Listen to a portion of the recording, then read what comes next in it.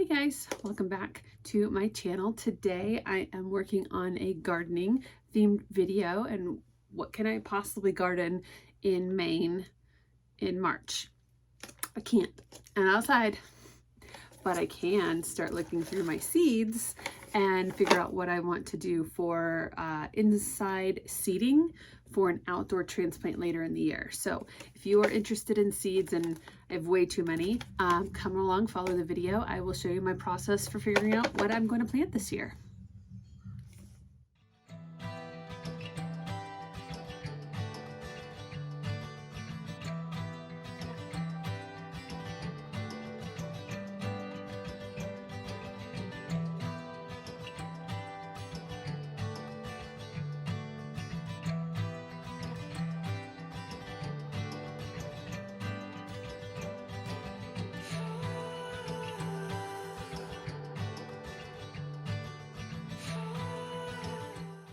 So I want to show you guys kind of how I'm planning out my seeds. Last year I did an Excel document. I liked how it kept me organized, and this year I did the same thing, but I included actually pictures of the plants this year so that I had a visual representation of what I'm actually working with.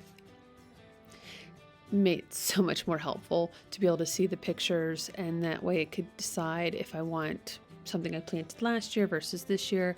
So you guys can see I have the plant name, if they're an annual or perennial in my zone, how tall are they, which is great because I need a lot more shorter plants this year, whether they are sun tolerant, if I can start them indoors in the seeding trays, or if I need to direct sow them out into the garden.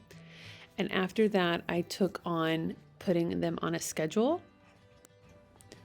So my schedule is pretty simple. It is just the name of the plant and whether I can direct sow them today in March, or if I've got to wait to another month to put them in the garden. So I have about 13 varieties that I'm actually starting today. So you can see the name of them all here, and that I have them on my list for indoor seeding. And that makes my life a lot easier figuring out which ones I'm going to do. And then for outside, I have ones like the poppy. I can sprinkle those in the snow, and they need that cold stratification time frame. And then I have a couple other ones with the feverfew and the larkspur, which actually can be set out in the garden before my last frost date. And in Maine, our last frost date is in May, so April would be when I would do those. The rest of them, I would seed them in the garden directly in May after the frost date. So it gives me a good idea of the varieties I'm going to be using, almost 30 different flowers probably this year, and we'll see how it goes. So these are the seeds that I am going to do in my indoor seed starting. So I have some previously used seeds, Lobelia and Coleus. These seeds on this side are actually seeds I've collected from my garden last year. So foxglove, sweet william, which is a Dianthus, and some Petunia seeds. These are actually a mystery seed. I don't know what they came from. And so I'm going to try them out in my seed starting to see what they are, because I don't know. These 4 varieties I actually did try last year as well. So we have the Flamingo feather,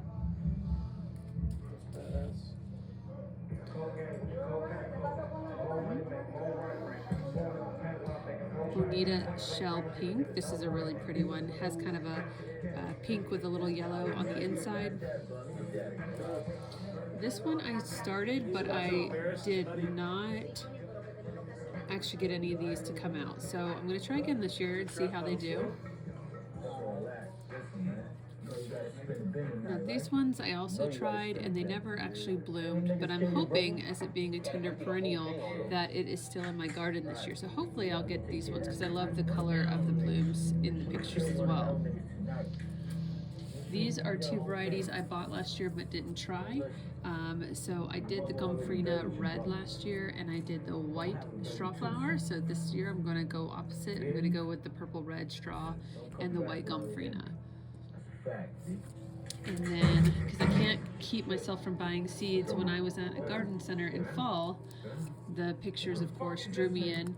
I bought these from Home Depot last year.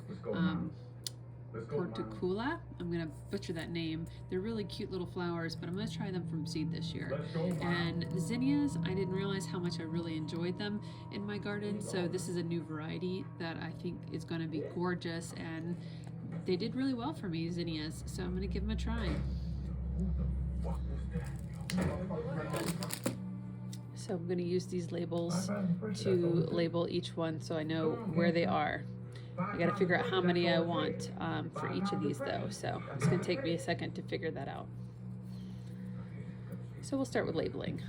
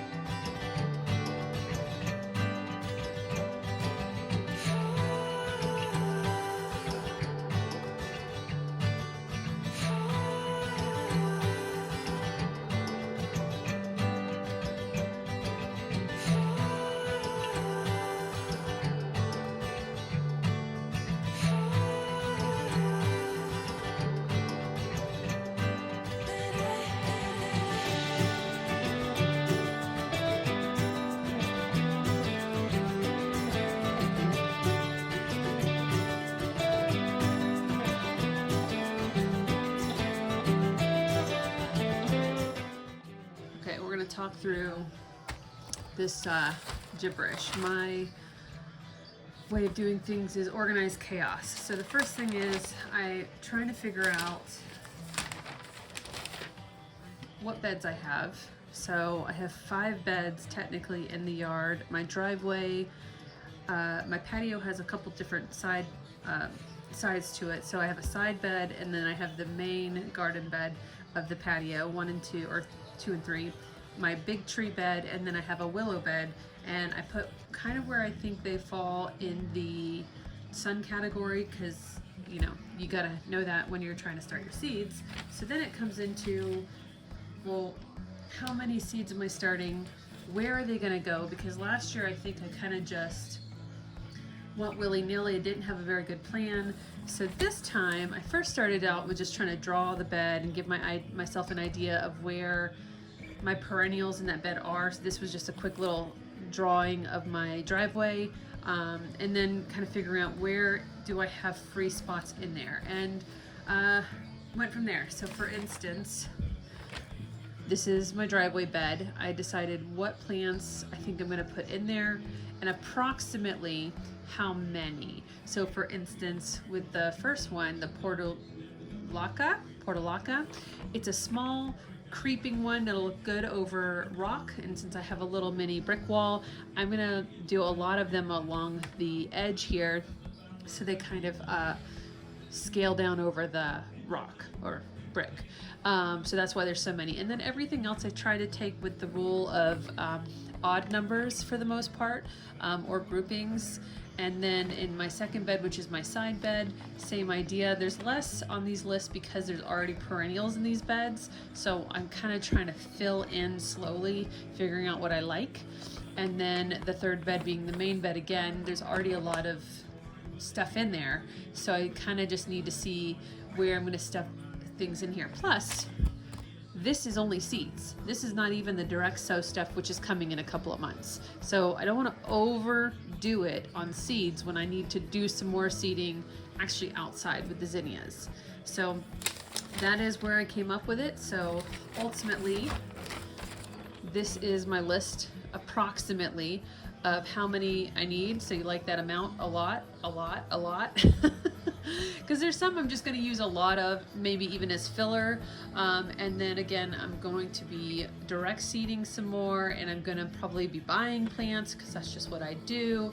So anyway, this is a basics, and I'll probably add extras because, you know, germination rate may not be perfect. Plus I have a couple of friends who are interested in getting some seeds from me, so I'm probably going to have a little section for those folks to have some as well. So this is where I'm going to get started. Okay, so I have my list that I was showing you guys of the approximate amounts. I have 4 of these trays, so basically it has 40 cells, so 5 by 8, and then it has a cell that goes into it, and then I also have the little domes that will go on top, and I'll put it in my seed starting. I'll show you guys that in a minute. So now I have to decide which ones go where, plant it up. I am using Jiffy's seed starting mix, so we can get this going. Basically pretty easy to follow the steps. You fill the trays, you add some water, put the seeds in, grow it on. I mean, fairly simple. So I like to get my hands dirty. It's a personal preference, that's why I have no nails. And I'm gonna speed through this so you guys can pay attention, and I'll try to stop in if there's something important to pay attention to, but this is the fun part for me.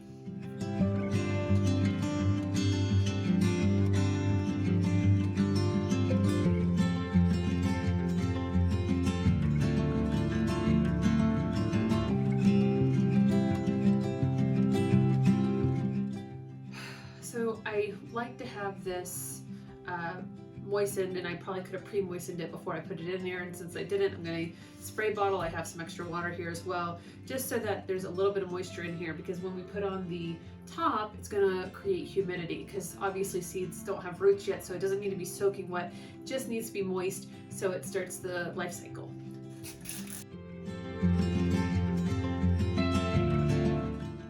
So, getting a mess everywhere, but that's why we clean. Okay, so first and foremost, what do we have?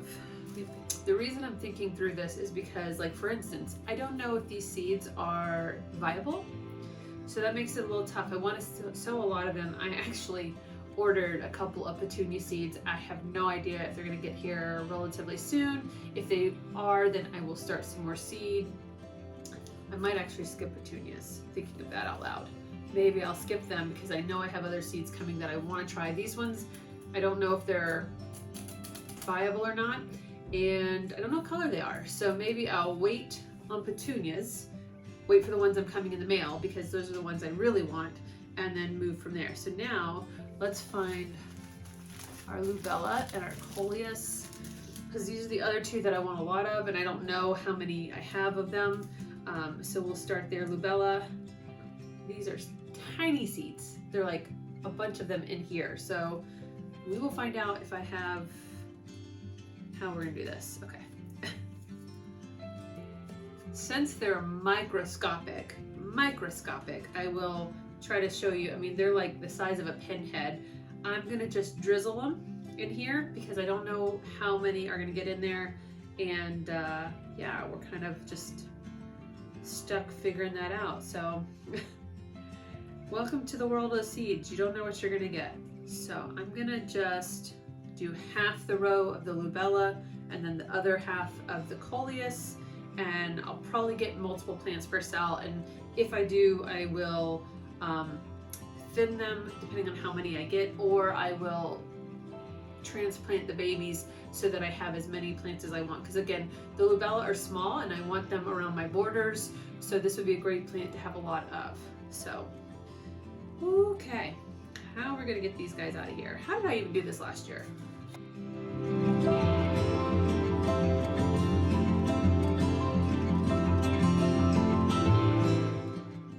All right, there's still several in here, plus there's several in here.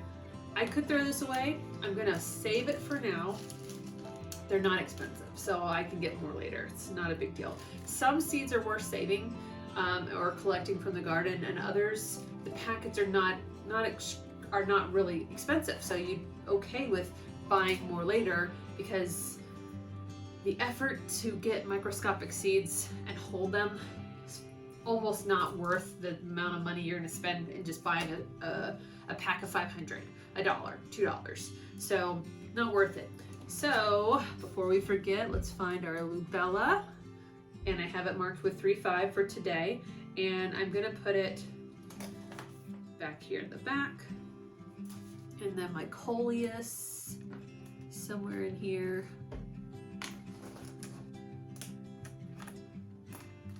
Right there. I'll put it right next to it so I know that those 2 are together. And I always read the back of the packet just to remind me of how deep these need to be. Does it need to have light? Does it need to be covered?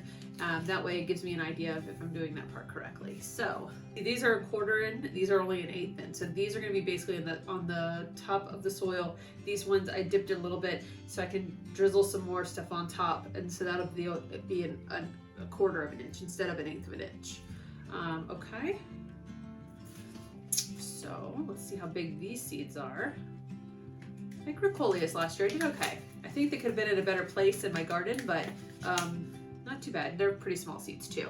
All right, so I'm gonna flip you around and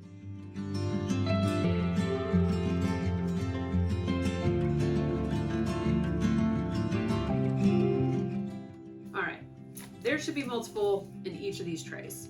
And if they germinate well, then I will have 5, 10, 15, 20, at least 20 plants of each of these. I'll have more than likely. The Lobelia I grew last year from seed, did all right. Again, if I had done a better job of prepping them and hardening them off, I could have done a better job of them in the garden. But this is where I'm at. So again, the Coleus only need to be down an eighth of an inch. The Lobelia needs to be a quarter of an inch. So this is where I'm gonna come back in and just barely put anything on top of the Lobelia so that they are under the soil just a tiny bit. Okay. And then that should be good. Also, I learned a trick to use vermiculite when you're seed starting because it helps with the fungus or the things that kill your seedlings, so it helps with that. So what you do is you just take it and you spritz it over the top. And it's very light, so even the ones that need light to germinate, like the Coleus, this is not going to stop them from that. It's just going to help protect from overgrowth of funguses and things of that nature. Okay. And once I have that there, again, to settle them in, make sure everything gets moist. Okay, it should be good enough. And I have this, it has holes right now. I'm gonna leave the holes covered so I can just flip them to vent it. So then I just put them right on top and he's ready to go into the lights. So we're gonna put him right there for now. Okay, next. Go with our next one here. Okay. What I love about seed starting, a couple different things. It's the ability to grow something.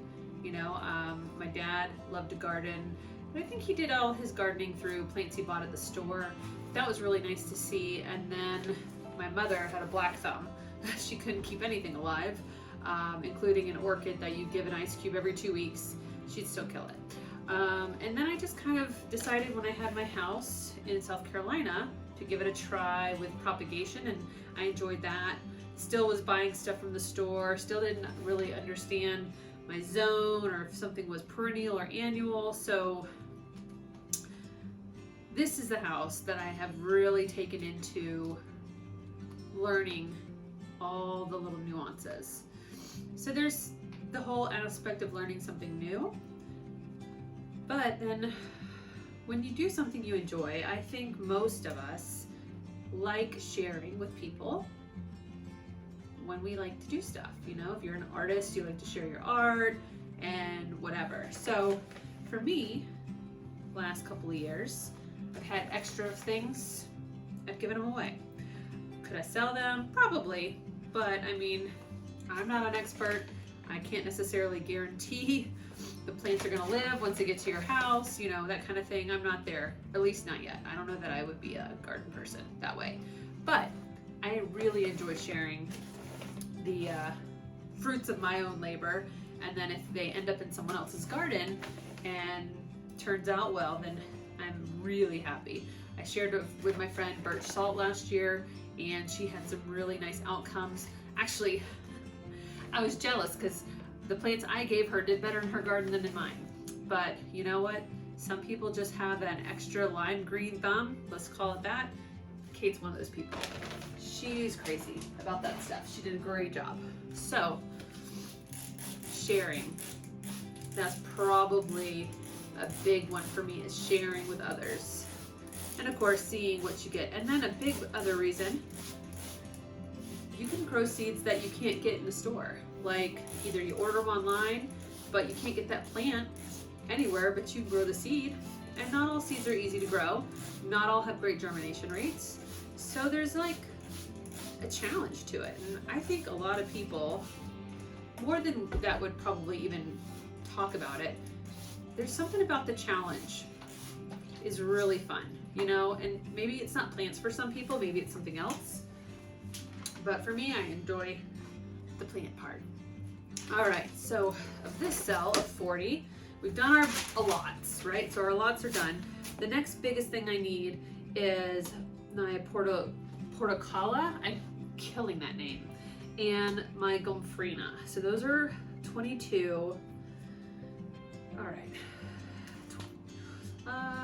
We need at least 12, 5, 10. We'll do 15 of those. And my Gomphrena. White Gomphrena. We're gonna do 5, 10.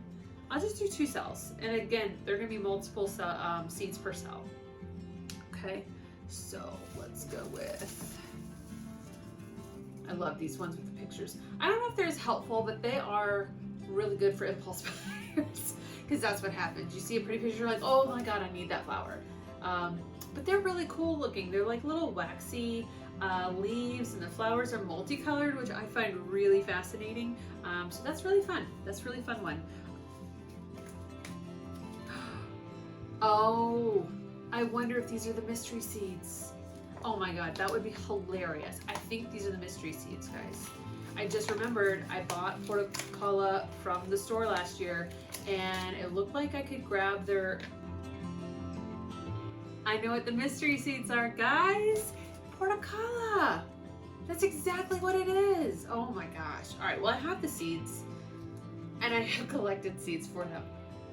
So funny. As soon as I was remembering these flowers, I remembered what the seed heads looked like, and I was like, oh my God, that's what this is.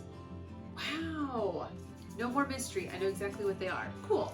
I am gonna use the ones that came here because, again, I got these from store-bought, and sometimes you'll find store-bought plants are sterile. So they either don't produce a seed, or the seeds don't germinate well. They probably grow a lot of those through propagations. They cut a piece of the plant off, give it roots so it can continue on. So I don't know if these are viable. So I'm gonna go with the ones that are being sold as viable, and then we'll hold on to these for another time.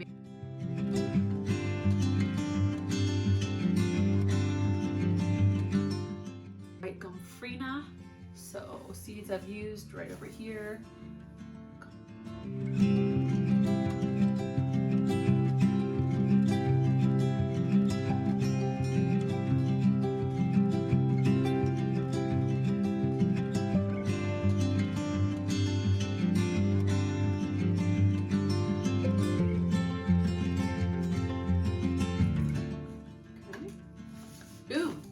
More for next year. Isn't that awesome? These are not that expensive, and you have multi-seasonal things. Actually, if I do per cell, I could do 3 more varieties in here, because I could do Zinnia. Yeah, I think maybe I'll do that. Okay, so we're gonna do Zinnia. We're gonna do red straw. And what's the other one? Okay, let's do this.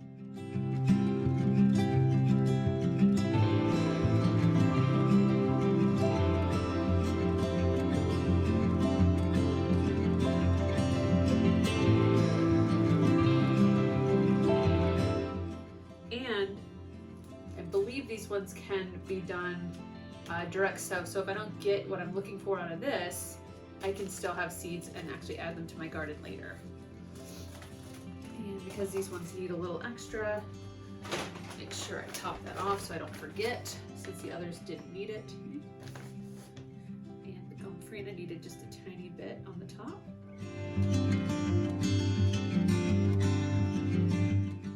Not a lot, just a little.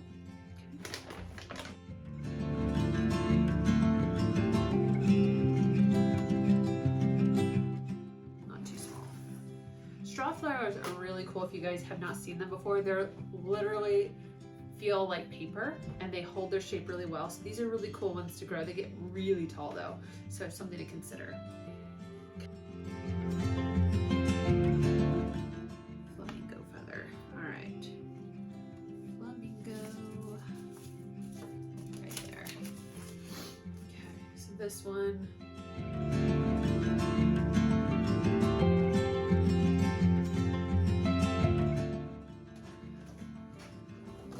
Tray 2 done.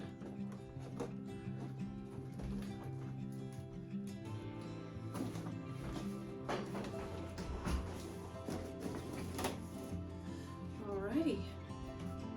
Okay, so we're gonna do orange sherbet.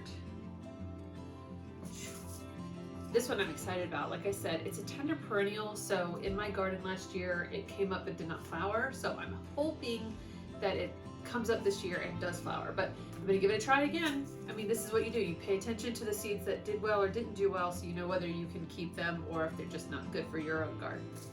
All right, so.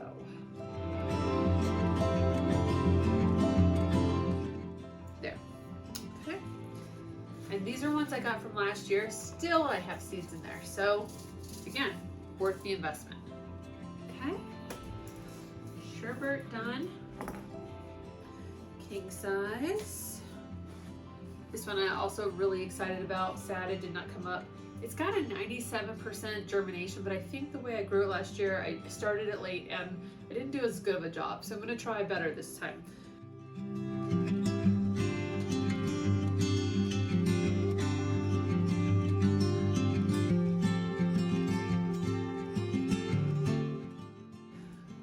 The Bonita pink asters I did last year were really pretty, very tall. Pink with little yellow in the middle, which was really, really, really pretty. So I'm happy to do these ones again this year too.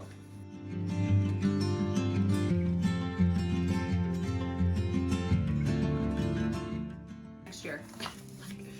It's funny how you're like worried you're gonna run out of seeds, and some packets do come very slight, like not very much in them, but some of them come with like 500 seeds. You'll have seeds for years.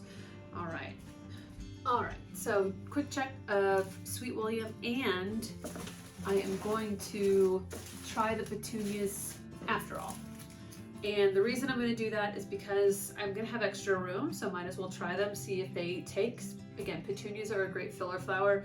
If I don't love the colors that come up or don't need as many of them, then I will just give them away because that's what's fun to do. But basically, they just need to be on top of the soil like everything else will be good. So I'll take up a couple rows here with these ones since they'll be good fillers, and then we will be ready to put them in on the lights, I think, okay?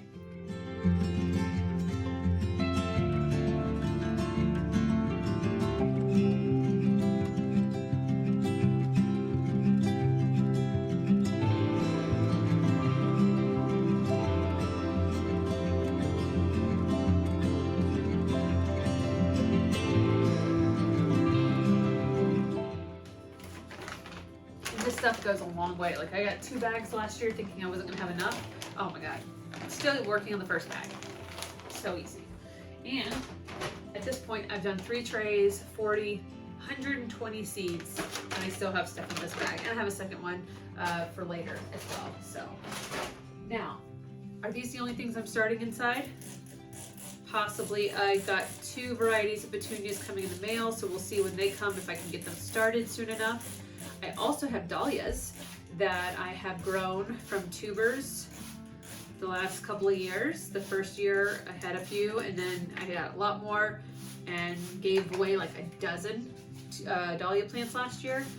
Again, my friend Kate looked like freaking Miracle Grow with her channel, and my dahlias in her yard were gorgeous. I claim them because I gave them to her, but it was all her. I don't know what she did, but she did an amazing job. And I have them. I haven't divided them this year. I just clumped them and I put them to keep them over. So I'm probably going to divide them soon and figure out when would be the best time to start them. But I'm going to guess the best time to start my dahlias is mid-April, probably. So I'm going to double check that and get that on schedule. But they will also be available in here to get them pre-sprouted so they can get a head start, because again, we don't have a very long growing season, so warm season plants like dahlias need extra care to get them kicked off and going. They like warm soil, which is probably why mine didn't take off as quickly, because I want to say the couple she had abide, she had in containers, and so a container will warm up the soil much faster than inside the regular garden bed. So that might be why hers did so well, and she fertilized probably way more often than I did. So yeah, anyway, I'm excited to get these under the lights. I'm going to close all the little vents on the tops and get them in on the heat mat. I'll show you guys in a second. Okay, so we're in my mudroom, which is where I do my grow setup right now. I change it around, seems like from year to year, but these have been in here a couple years now. I have some outside plants that or previous year plants that we maybe had out in our greenhouse, I have brought inside, and I have my couple of warming mats here. I've got to plug them in. They're LED, so they don't get hot, but they're the grow lights, and they did a good job for me last year. They were stationary. I didn't move them around. They still did okay. I can link them if anyone is curious about where I got them from, and then you guys can kind of see down here all the snake plants, which came from one mama. One mama has produced all these babies, and so I need to give them away or sell them or something. But I'm going to put my 3 in here. Again, I have the holes closed, and then once the light germinates them, I will start to open these up, probably take them off the heat mats depending on the growth, and then figure out what my potential fertilizing schedule should be. But there's more than enough room. And I had this stuff, like, so many started last year. So I'm being smart this year and not doing as many. And that gives me the ability to have extra space in storage, because I have lights on all of these units. And then when I get my dahlias pre-sprouting, I will put them in the open area. So that's really nice. And then when summer comes, a lot of this stuff will get moved outside. So now, and my lights are on a timer, by the way. I have to fix the timing, actually. Now that I say that out loud, I gotta fix the time. But now this will help with keeping in some of the warmth and humidity, and I'll be slowly excited to see when they start popping up. They all have different times, so we're just gonna wait and see how it goes. But